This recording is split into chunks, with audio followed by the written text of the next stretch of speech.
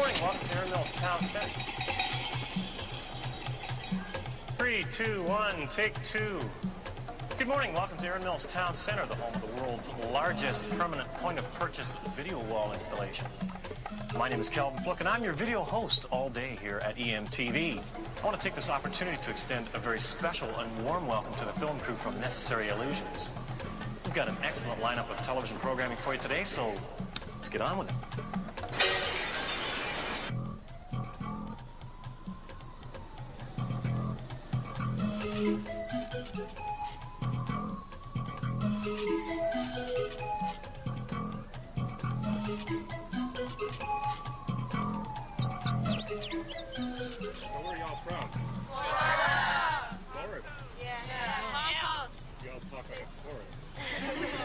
We're making a film about Noam Chomsky. Does anybody know who Noam Chomsky is?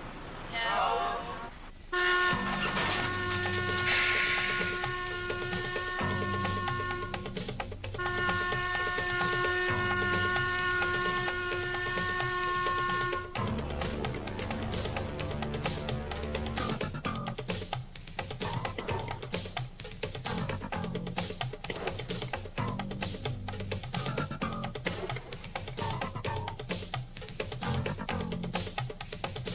Good afternoon and welcome to Wyoming Talks. My guest today is well-known intellectual Noam Chomsky. Thank you for being on our program today. Very glad to be here. Well, I know probably the main purpose for your trip to Wyoming is to discuss thought control in a democratic society. Now, I'd say I'm just Jane, USA, and I say, well, gee, this is a democratic society, and what do you mean thought control? I make up my own mind. I create my own destiny. What would you say to her?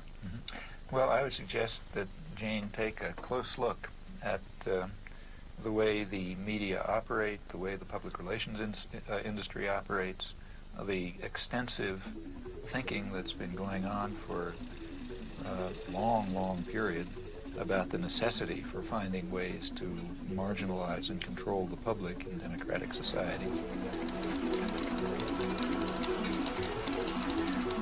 But particularly to look at the evidence that's been accumulated about the way the major media, the sort of agenda-setting media, I mean the national press and the television and so on, the way that they shape and control the kinds of opinions that appear, the kinds of information that comes through, the sources to which they go, and so on. And I think that Jane will find some very surprising things about the democratic system.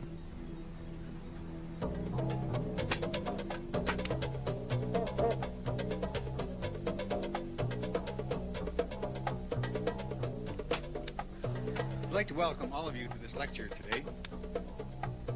Several years ago, Professor Chomsky was described in the New York Times Book Review as follows: judged in terms of the power, range, novelty, and influence of his thought, Noam Chomsky is arguably the most important intellectual alive.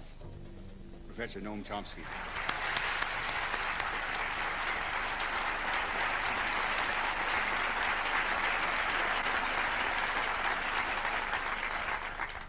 I gather there are some people out behind that blackness there, but if I don't look you in the eye, it's because I don't see you. All I see is the blackness. Perhaps I ought to begin by reporting something that's never read. The line about the arguably the most important intellectual in the world and so on comes from a publisher's blurb, and you also always got to watch those things, because if you go back to the original, you'll find that that sentence is actually there. This is in the New York Times. But the next sentence is, since that's the case, how can he write such terrible things about American foreign policy? And they never quote that point. But in fact, if it wasn't for that second sentence, I would begin to think that I'm doing something wrong. And I'm not joking about that. It's true that the emperor doesn't have any clothes, but the emperor doesn't like to be told it. And the emperor's lapdogs, like the New York Times, are not going to enjoy the experience if you do. Good evening. I'm Bill Moyers. What's more dangerous, the big stick or the big lie? Governments have used both against their own people. Tonight I'll be talking with a man who has been thinking about how we can see the developing lie. He says that propaganda is to democracy what violence is to a dictatorship, but he hasn't lost faith in the power of common people to speak up for the truth. You have said that we live entangled in webs of endless deceit, that we live in a highly indoctrinated society where elementary truths are easily buried. Elementary truths such as the fact that we invaded South Vietnam, or the fact that we're standing in the way of significant, and have for years, of significant moves towards arms negotiation, or the fact that the military system is to a substantial extent, not totally, but to a substantial extent, a mechanism by which the general population is compelled to provide a subsidy to high technology industry. Since they're not going to do it if you ask them to, you have to deceive them into doing it. I think there are many truths like that, and we don't face them. Do you believe in common sense? I mean, Absolutely. You do. I believe in Cartesian common sense. I think people have the capacities to see through the deceit in which they're ensnared, but they got to make the effort. Seems a little incongruous to hear a man from the ivory tower of Massachusetts Institute of Technology, a scholar, a distinguished linguistics scholar, talk about common people with such appreciation. I think that scholarship, at least the field that I work in, has the opposite consequences. Well, my own studies in language and human cognition demonstrate to me, at least, what remarkable creativity ordinary people have. The very fact that people talk to one another is a reflection, just in the normal way, I don't mean anything particularly fancy, reflects deep-seated features of human creativity, which in fact separate human beings from any other biological system we know. Tonight, scientists talk to the animals, but are they talking back? The Journal with Barbara Frum and Mary Lou Finley. Communicating with animals is a serious scientific pursuit. This is Noam Chomsky. Nim, jokingly named after the great linguist Noam Chomsky, was the great hope of animal communication in the 1970s. For 4 years, Petito and others coached him in sign language, but in the end they decided it was a lost cause. Nim could ask for things, but not much more. I would have loved to have a conversation with Nim and understand how he looked at the universe. He failed to communicate that information to me. Now we gave him every opportunity. Noam Chomsky, theorist of language and political activist, has had an extraordinary career. I can think of none like it in recent American history, and few anywhere at any time. He has literally transformed the subject of linguistics. At the same time, he's become one of the most consistent critics of power politics in all its protean guises. Scholar and propagandist, his two careers apparently reinforce each other. In 1957, he published his Syntactic Structures, which began what has frequently been called the Chomskyan Revolution in Linguistics. Like a latter-day Copernicus, Chomsky proposed a radically new way of looking at the theory of grammar. Chomsky worked out the formal rules of a universal grammar which generated the specific rules of actual or natural languages. Later he came to argue that such systems are innate features of human beings. They belong to the characteristics of the species and have been, in effect, programmed into the genetic equipment of the mind like the machine language in a computer. That in turn explains the astonishing. You try the next one. Facility. That in turn explains the astonishing facility that children have in learning the rules of natural language, no matter how complicated, incredibly quickly, from what are imperfect and often degenerate samples. Complicated. It's a complicated word. You know what complicated means? It means it's complicated.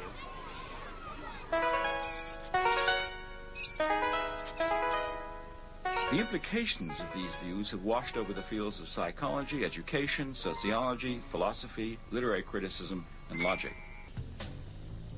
Since the 1960s, Noam Chomsky has been the voice of a very characteristic brand of rationalist libertarian socialism. He's attacked the abuses of power wherever he saw them. He's made himself deeply unpopular by his criticism of American policy, the subservience of the intelligentsia, the degradation of Zionism, the distortions of media and self-delusions and prevailing ideologies. Jamie. This came with the mail. Be with you in a second. Oh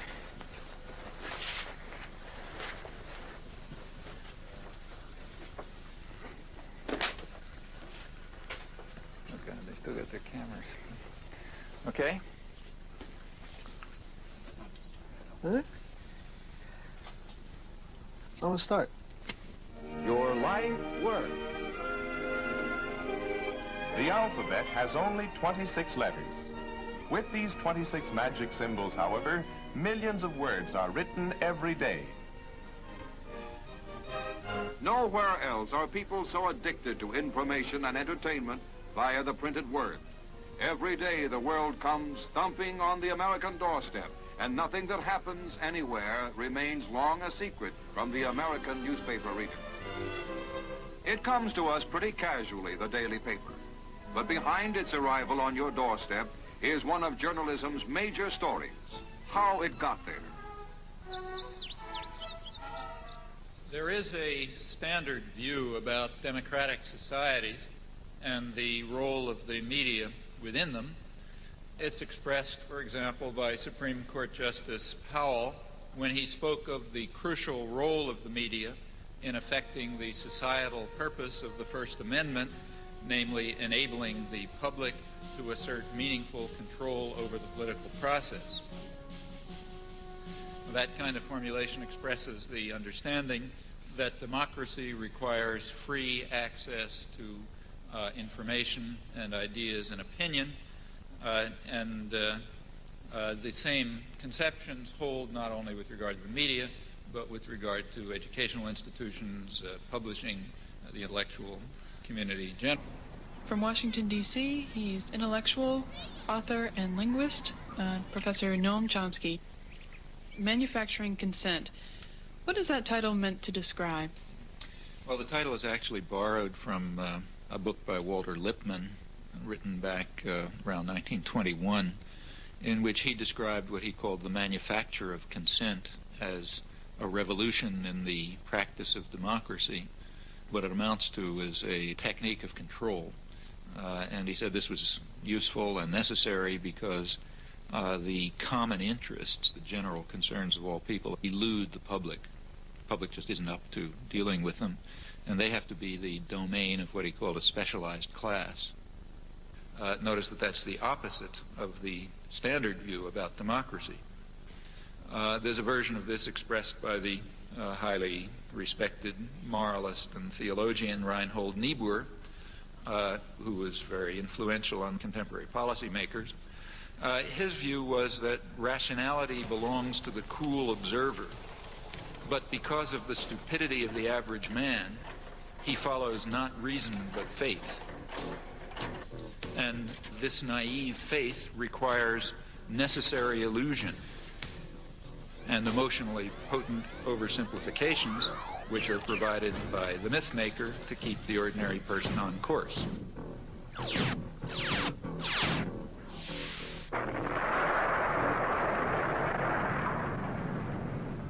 It's not the case, as the naive might think, that indoctrination is inconsistent with democracy. Rather, as this whole line of thinkers observes, it's the essence of democracy.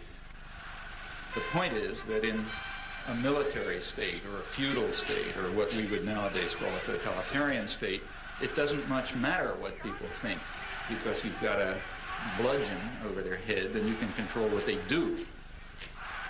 But when the state loses the bludgeon, when you can't control people by force, and when the voice of the people can be heard, you have this problem. It may make people so curious and so arrogant that they don't have the humility to submit to a civil rule, and therefore you have to control what people think.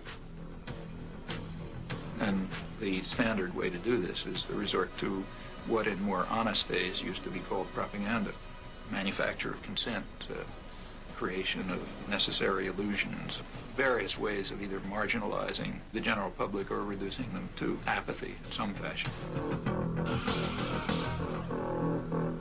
When we talk about manufacturing of consent, whose consent is being manufactured? We can, to start with, there are two different groups. We can get into more detail, but at the first level of approximation, there's two targets for propaganda. One is what's sometimes called the political class. There's maybe 20% of the population which is relatively educated, more or less articulate. They play some kind of role in decision making. They're supposed to sort of participate in social life, either as managers or cultural managers, like, say, teachers and writers and so on. They're supposed to vote. They're supposed to play some role in the way economic and political and cultural life goes on. Now, their consent is crucial. One group that has to be deeply indoctrinated. Then there's maybe 80% of the population whose main function is to follow orders and not to think, you know, and not to pay attention to anything. And they're the ones who usually pay the costs. All right. Professor Chomsky, Noam, you outlined a model with filters that propaganda is sent through. That's way to the public. Can you briefly outline those? It's basically an institutional analysis of the major media, what we call a propaganda model. We're talking primarily about the national media, those media that sort of set a general agenda that others more or less adhere to the extent that they even pay much attention to national or international affairs. Now, the elite media are the sort of the agenda-setting media. That means the New York Times, the Washington Post, the major television channels, and so on. They set the general framework. Local media more or less adapt to their structure. World News. Gives a soundbite that says that there's a beachhead. I think 628 is a good one. Yeah, but I think 6 would start. This is the operative soundbite for us. He's out. He really knows how to time. He's got a minute for all the time, so that's. I love this soundbite. Okay, we'll look at it. And they do this in all sorts of ways. By selection of topics, by distribution of concerns, by emphasis and framing of issues, by filtering of information, by bounding of debate within certain limits. 2.5 minutes to air. 45 seconds. They determine, they select, they shape, they control, they restrict in order to serve the interests of dominant elite groups in society. There is an unusual amount of attention focused today on the 5 nations of Central America. This is Democracy's Diary. Here for our instruction are triumphs and disasters, the pattern of life's changing fabric. Here is great journalism, a revelation of the past, a guide to the present, and a clue to the future.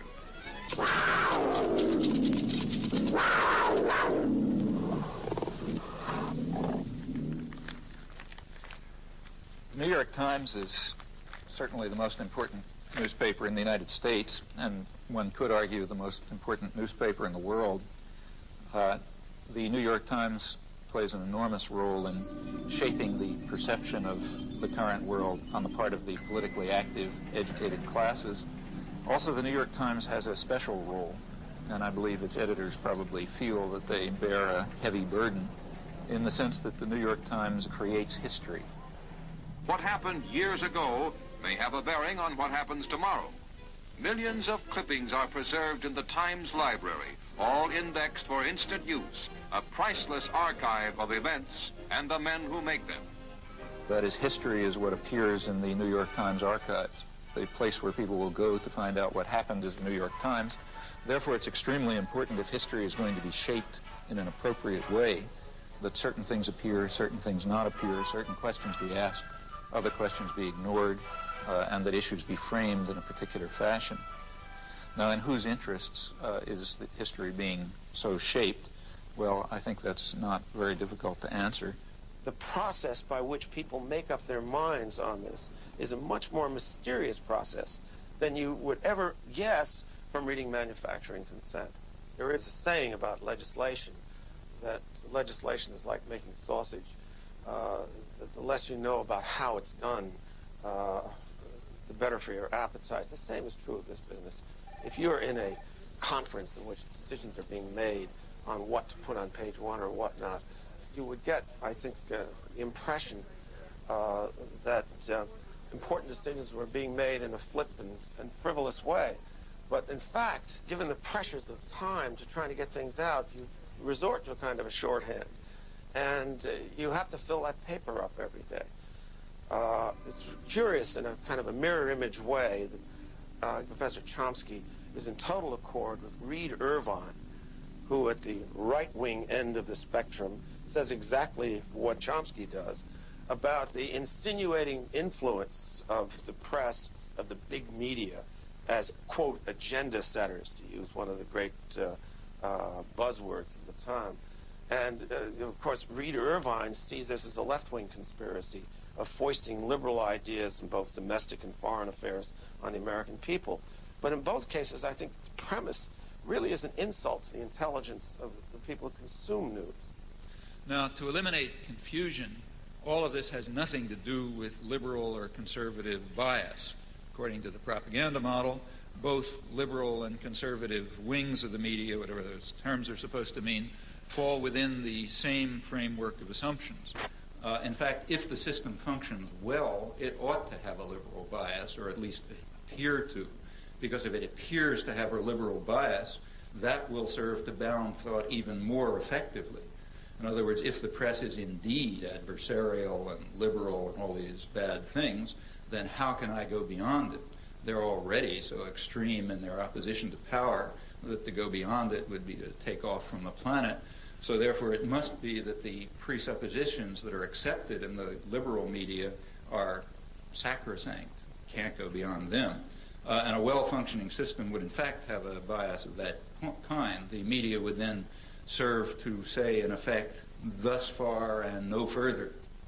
We ask, what would you expect of those media on just relatively uncontroversial, guided free market assumptions?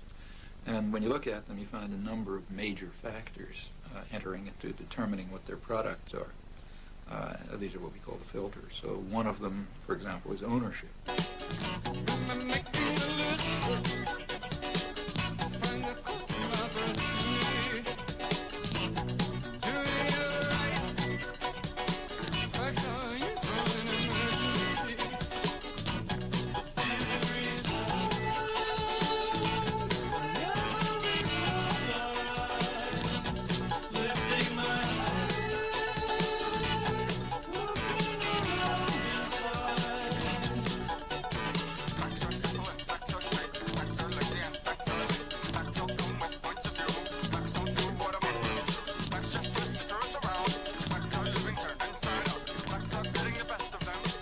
What I wanted to know was how specifically the elites control the media.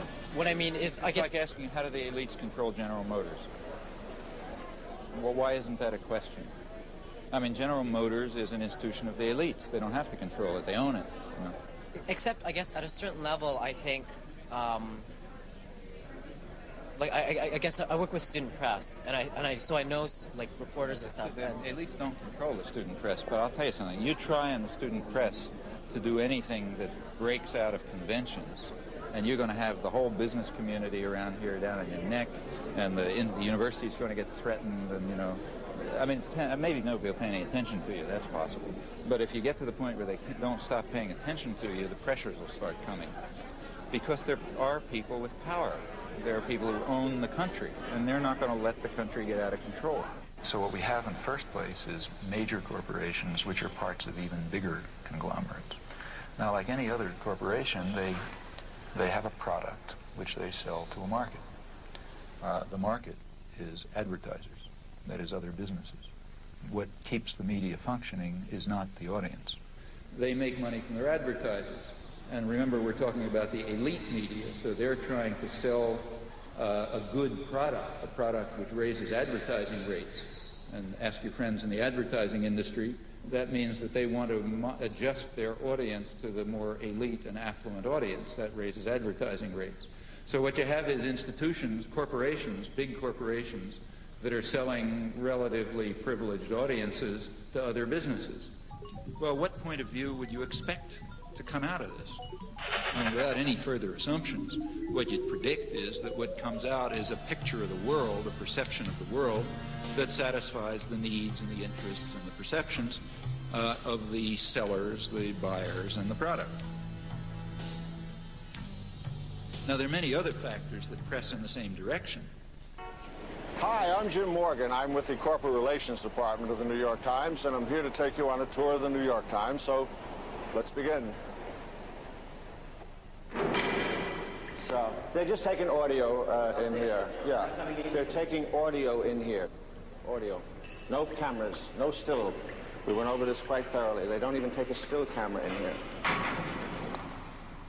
We're in the composing room. This is where the pages are composed. This is the typographical area. What's the ratio of news to advertising? 60% ads. This might seem big, but it is average, in fact, below average. Our 60% might include, on some days, maybe 20 pages of classified advertising all to itself, where the rest of the newspapers weighted much heavier news to advertising. But the paper in its entirety, every day, large or small, is 60 ads, 40 news.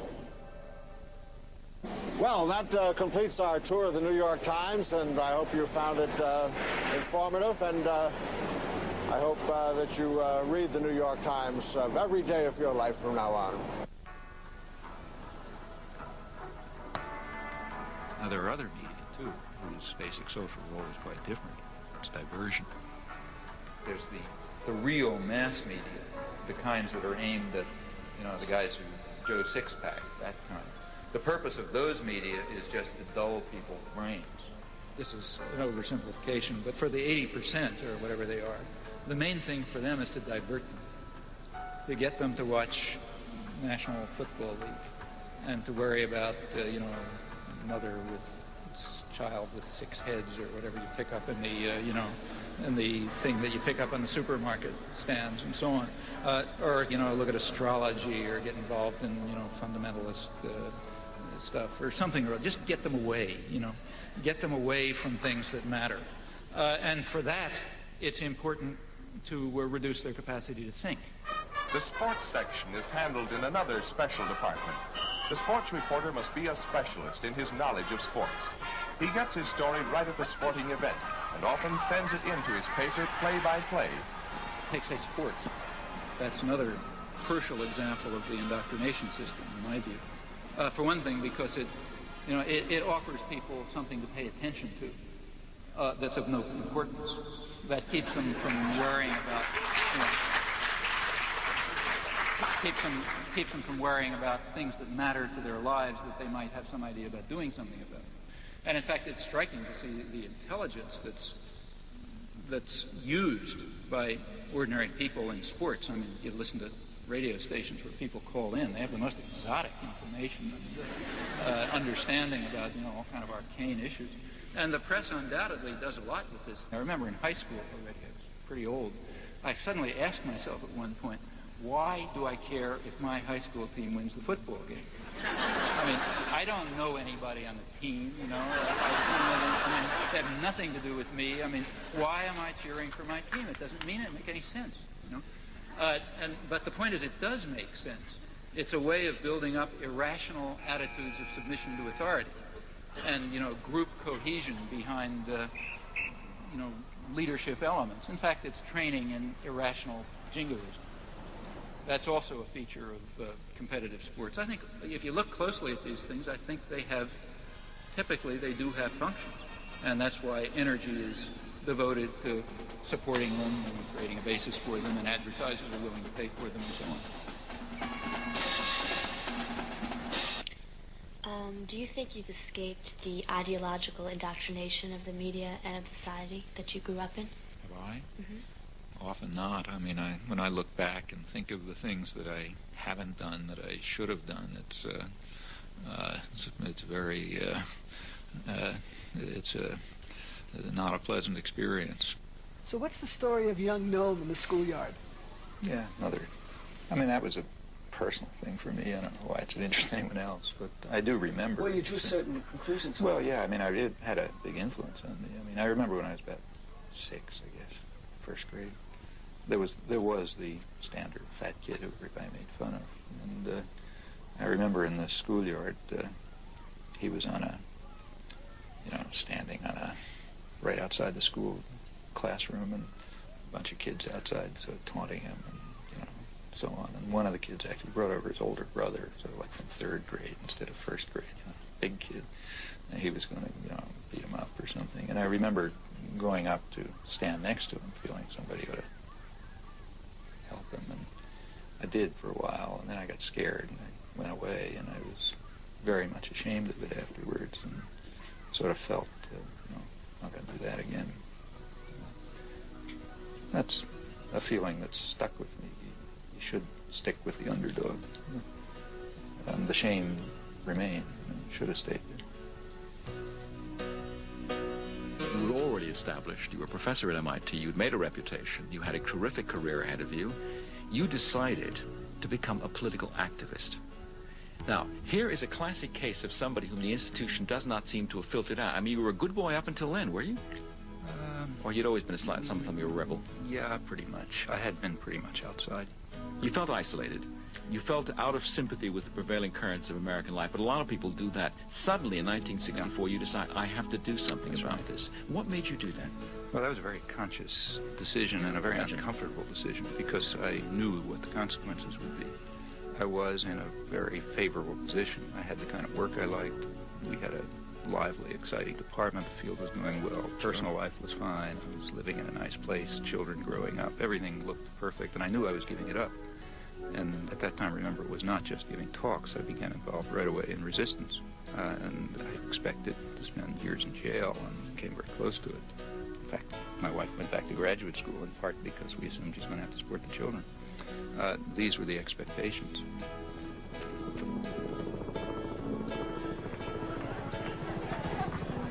And I recognized that if I returned to these interests, which were the dominant interests of my own youth, life would become very uncomfortable. Because I know that in the United States, you don't get sent to a psychiatric prison, and they don't send the death squad after you, and so on. But there are definite penalties for breaking the rules. So these were real decisions. And it simply seemed at that point that it was just hopelessly immoral not to. I'm Noam Chomsky. I'm on the faculty at MIT, and I've been getting more and more heavily involved in anti-war activities for the last few years.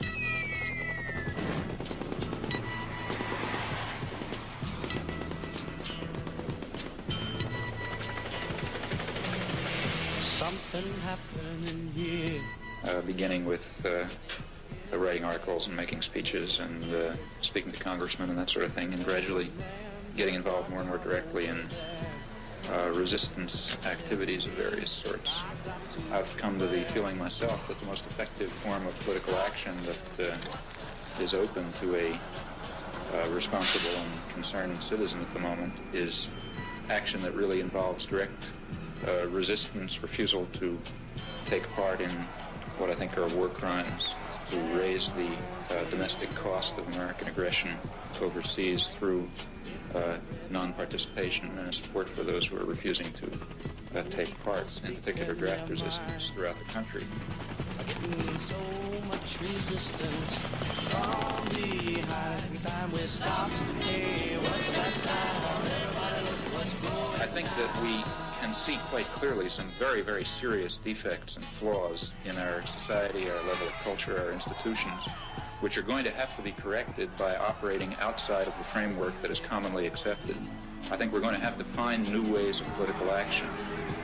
In the street, singing songs and carrying signs, mostly said for our side. It's time we stop. Hey, what's that sound? Everybody look what's going down.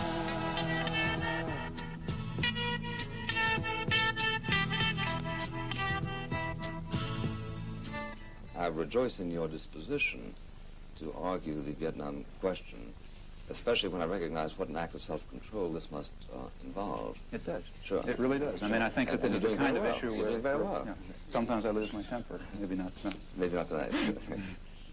Because if you would, I'd smash you in the goddamn face. You say in your book, reason for not losing my temper. You say the war is simply an obscenity, a depraved act by weak and miserable men. Including all of us. Including myself. Well, including that's the next sentence. Same sentence. Sure, because you count everybody in the company of the guilty. I think that's true in this case. Yeah, but see, one of the points I was trying... This is a sense of theological observation, isn't it? No, I don't think so. Because as somebody points out, if everybody's guilty of everything, then nobody's guilty of anything. No, I don't. Well, no, I don't believe that. See, I think the point that I'm trying to make, and I think ought to be made, is that the real, at least to me, I say this elsewhere in the book, what seems to me a very, in a sense, terrifying aspect of our society and other societies is the equanimity and the detachment with which sane, reasonable, sensible people can observe such events. I think that's more terrifying than the occasional Hitler or LeMay or other that crops up. These people would not be able to operate were it not for this apathy and equanimity. And therefore I think that it's, in some sense, the sane and reasonable and tolerant people who share a very serious burden of guilt that they very easily throw on the shoulders of others who seem more extreme and more violent. 12 million pounds of confetti dropped into New York City's so-called Canyon of Heroes. Americans were officially welcoming the troops home from the Persian Gulf War. So it worked out really great for us. I mean, it just goes to show that we're a mighty nation and we'll be there for no matter what comes along. I mean, it's the strongest country in the world, and you got to be glad to live here. So tell me what you feel about media coverage of the war. I guess it was good. It got to be a bit much after a while, but I guess it was good to know everything, you know. I guess in Vietnam you didn't really know a lot was going on, but here you pretty much up to the moment on everything, so I guess it was good to be informed. For the first time, because of technology, we have the ability to be live from many locations around the globe. And because of the format in All News Network, we can spend whatever time is necessary to bring the viewer the complete context of that day's portion of the story. And by context, I mean the institutional memory that is critical to understand why and how. And that's those who are analysts and do commentary, and those who can explain. It's like that last piece, IPN, Israel post-war. Going to war is a serious business. In a totalitarian society, the dictator just says we're going to war and everybody marches. And with this weapon of human brotherhood in our hands, we are seeing the war for men's minds not as a battle of truth against lies, but as a lasting alliance pledged in faith with all those millions driving forward to create the true new order, the world order of the people first, the people before all. In a democratic society, the theory is that if the political leadership is committed to war, they present reasons, and they got a very heavy burden of proof to meet, because a war is a very catastrophic affair, as this one proved to be. The role of the media at that point is to present the relevant background. For example, the possibilities of peaceful settlement, such as what they may be, have to be presented, and then to offer a forum, in fact, encourage a forum of debate over this very dread decision to go to war and, in this case, kill hundreds of thousands of people and leave two countries wrecked and so on. That never happened. There was never, well, you know, when I say never, I mean 99.9% of the discussion excluded the option of a peaceful settlement. That Washington's Office of War Information holds one of the most vital and constructive tasks of this war. This is a people's war, and to win it, the people ought to know as much about it as they can. This office will do its best to tell the truth and nothing but the truth, both at home and abroad. First weapon in this worldwide strategy of truth is the great machine of information represented by the free press, with its powers of molding public thought and leading public action, with all its lifelines for the exchange of new ideas between fighting nations spread across the earth. Every time George Bush would appear and say there will be no negotiations, there would be 100 editorials the next day lauding him for going the last mile for diplomacy. If he said You can't reward an aggressor instead of cracking up in ridicule the way people did in civilized sectors of the world, like the whole third world. The media said, oh man, a fantastic principle, you know.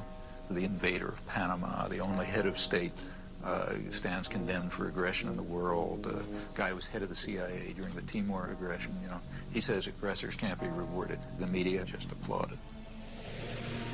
People don't want a war unless you have to have one. And they would have known that you don't have to have one. Well, the media kept people from knowing that. And that means we went to war very much in the manner of a totalitarian state, thanks to the media subservience. That's the big story. I'd like to ask you a question essentially about the methodology in studying the propaganda model, and how would one go about doing that? Well, there are a number of ways to proceed. One obvious way is to try to find more or less paired examples. History doesn't offer true controlled experiments, but it often comes pretty close. So one can find atrocities or abuses of one sort that on the one hand are committed by official enemies, and on the other hand are committed by friends and allies, or by the favored state itself, by the United States in the U.S. case. And the question is whether the media accept the government framework, or whether they use the same agenda, the same set of questions, the same criteria for dealing with the two cases as any honest outside observer would do. If you think America's involvement in the war in Southeast Asia is over, think again. The Khmer Rouge are the most genocidal people on the face of the earth. Peter Jennings reporting from the killing fields, Thursday. I mean, the great act of genocide in the modern period is Pol Pot, 1975 through 1978. That atrocity, I think it would be hard to find any example of a comparable outrage and outpouring of fury and so on and so forth. So that's one atrocity. Well, it just happens that in that case, history did set up a controlled experiment. Hello, I'm Louise Penny, and this is Radio Noon. If you've been listening to the program fairly regularly over the last few months, you'll know East Timor has come into the conversation more than once, particularly when we were talking about foreign aid and also the war and a new world order.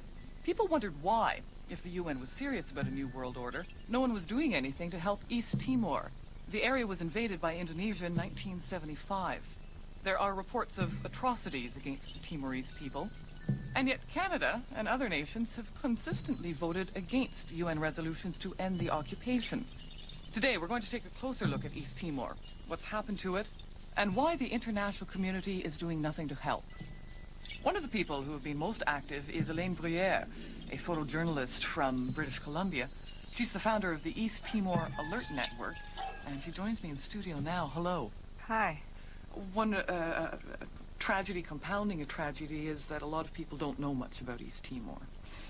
Where is it? East Timor is just north of Australia, about 420 kilometers, and it's right between the Indian and Pacific Oceans.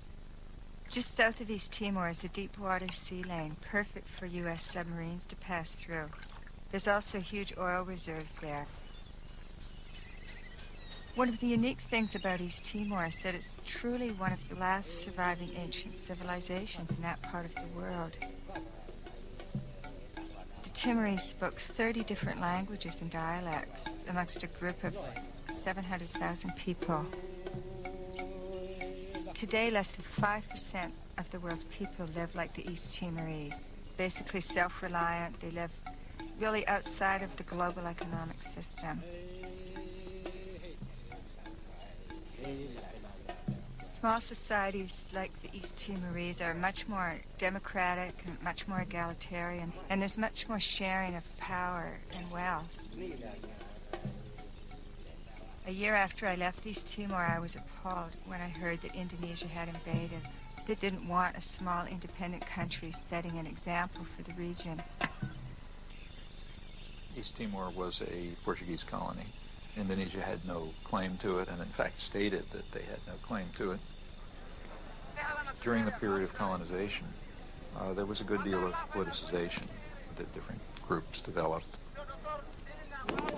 A civil war broke out in August '75. It ended up in a victory for Fretilin, which was one of the groupings. Indonesia at once started intervening. What's the situation? When did those ships come in? They start arriving since Monday. 6, 7 boats together, very close to our border. No, they're not there just for fun, you know. They're preparing a massive operation. Something happened here last night that moved us very deeply. It was so far outside our experience as Australians that we'll find it very difficult to convey to you, but we'll try. Sitting on woven mats under a thatched roof in a hut with no walls, we were the target of a barrage of questioning from men who know they may die tomorrow and cannot understand why the rest of the world does not care. That's all they want, for the United Nations to care about what is happening here. The emotion here last night was so strong that we, all three of us, felt we should be able to reach out into the warm night air and touch it. Greg Shackleton at an unnamed village, which we'll remember forever in Portuguese Timor.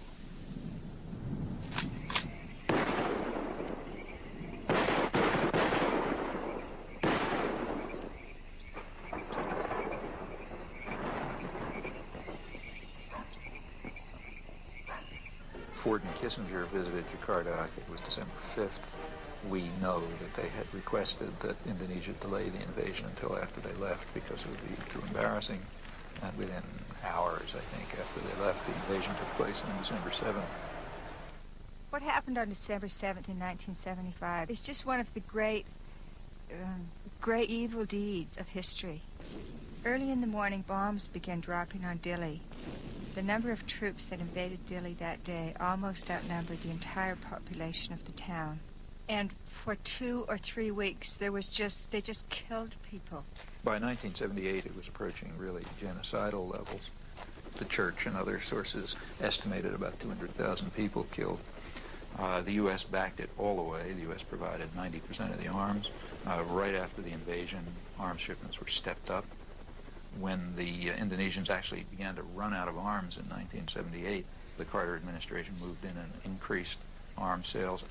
And other Western countries did the same. Canada, England, Holland, and everybody who could make a buck was in there trying to make sure they could kill more Timorese. There is no Western concern for issues of aggression, atrocities, human rights abuses, and so on, if there's a profit to be made from them. Nothing could show it more clearly than this case. By late 1977-78, Indonesia set up receiving centers for those Timorese who came out of the jungle waving white flags.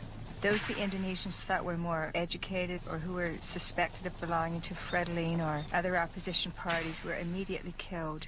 They took women aside and flew them off to Dili in helicopters for use by the Indonesian soldiers. They killed children and babies.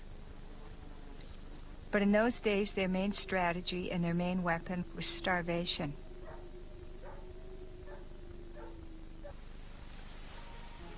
All this was going on at exactly the same time as the great protest of outrage over Cambodia. The level of atrocities was comparable. In relative terms, it was probably considerably higher in Timor. It turns out right in Cambodia in the preceding years, 1970 through 1975, there was also a comparable atrocity for which we were responsible.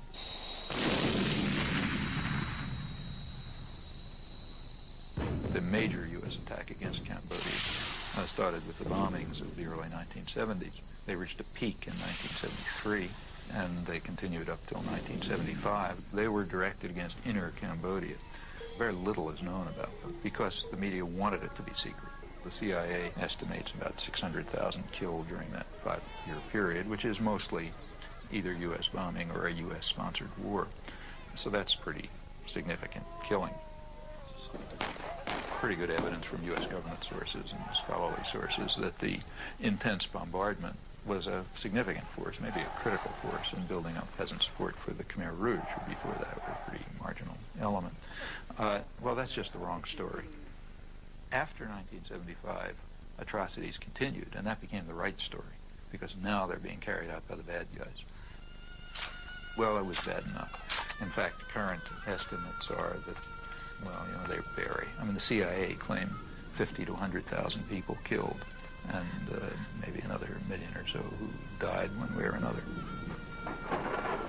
Michael Vickery is the one person who's given a really close, detailed analysis.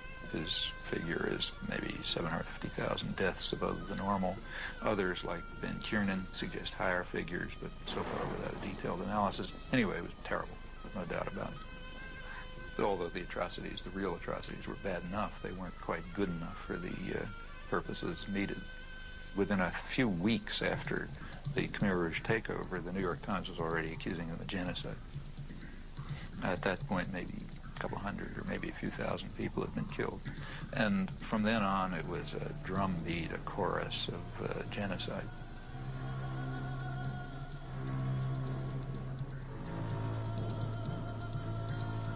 Very quickly, a figure of 2 million killed was hit upon. In fact, what was claimed was that the Khmer Rouge boast of having murdered 2 million people. Facts are very dramatic. In the case of atrocities committed by the official enemy, extraordinary show of outrage, exaggeration, no evidence required, faked photographs are fine, anything goes. Also a vast amount of lying. I mean, an amount of lying that would have made Stalin cringe. It was fraudulent. We know that it was fraudulent by looking at the response to comparable atrocities for which the United States was responsible. Early 70s Cambodia, Timor are two very closely paired examples. Well, the media response was quite dramatic.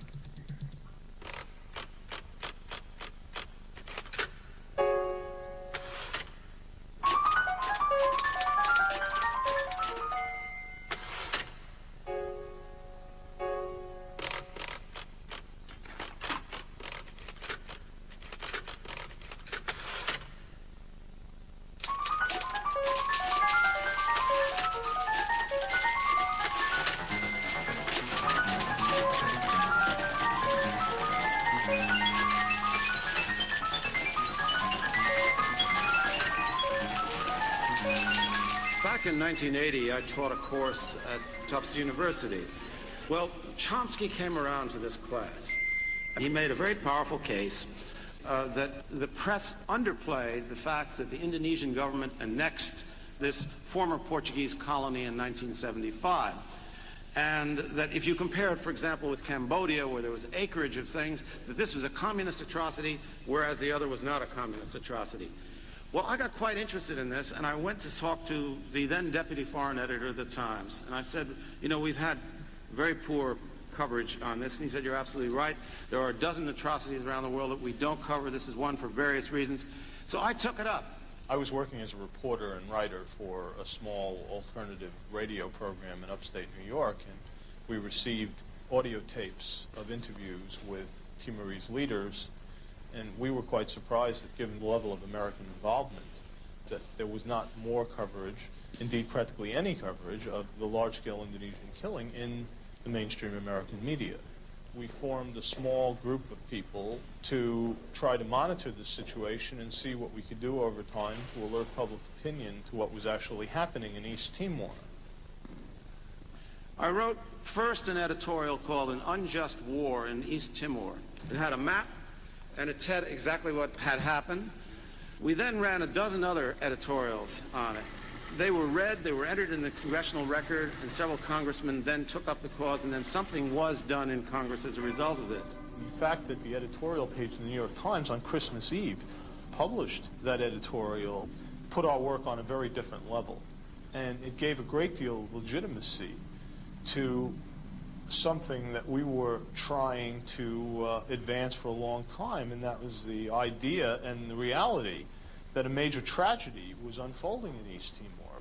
If one takes literally the various theories that Professor Chomsky puts out, one would feel that there is a tacit conspiracy between the establishment press and the government in Washington to focus on certain things and ignore certain things, so that if we broke the rules, that we would instantly get a reaction, a sharp reaction from the overlords in Washington, would say, hey, what are you doing speaking up on East Timor? We're trying to keep that quiet. We didn't hear a thing. Professor Chomsky and a lot of people who engage in this kind of press analysis have one thing in common. Most of them have never worked for a newspaper. Many of them know very little about how newspapers work. When Chomsky came around, he had with him a file of all the coverage in the New York Times, the Washington Post, and other papers of East Timor. And he would go to the meticulous degree that if, for example, the London Times had a piece on East Timor, and then it appeared in the New York Times, that if a paragraph was cut out, he'd compare and he'd say, look, this key paragraph right near the end, which is really what tells the whole story, was left out of the New York Times version of the London Times thing.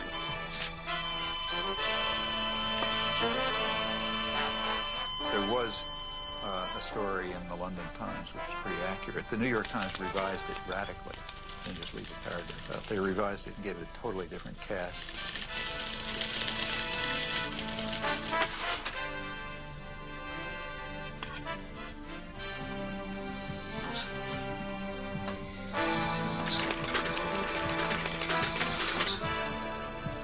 It was then picked up by Newsweek, giving it the New York Times cast.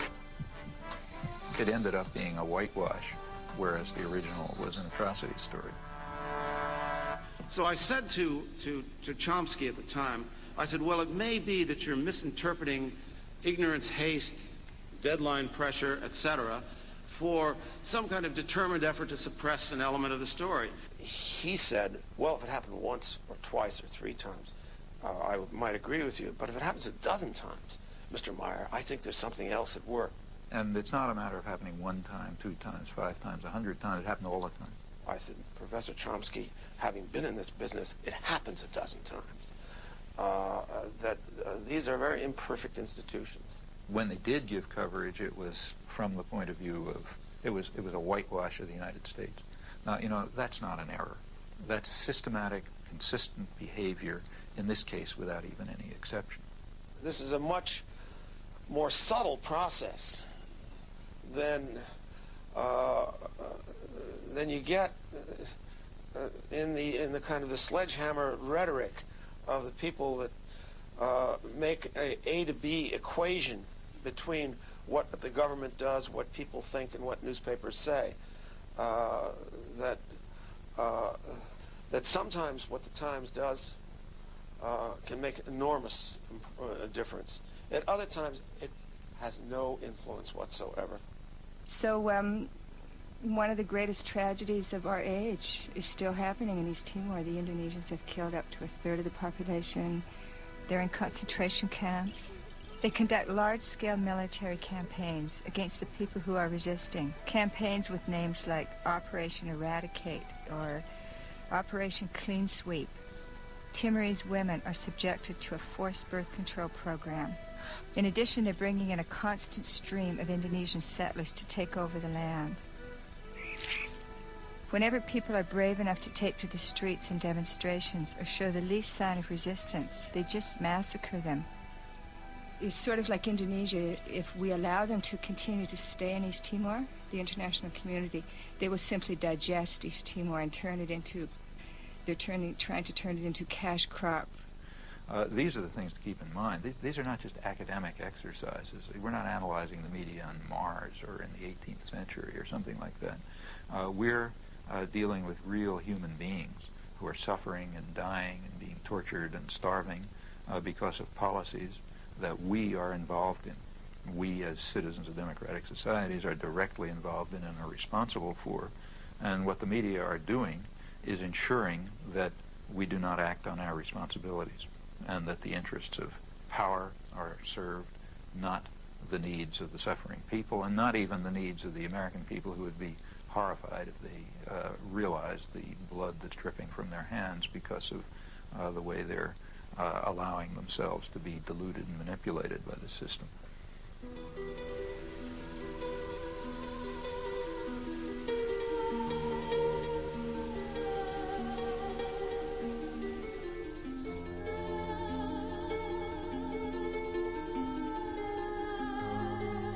What about the third world? Well, despite everything, and it's pretty ugly and awful, these struggles are not over. The struggle for freedom and independence never is completely over.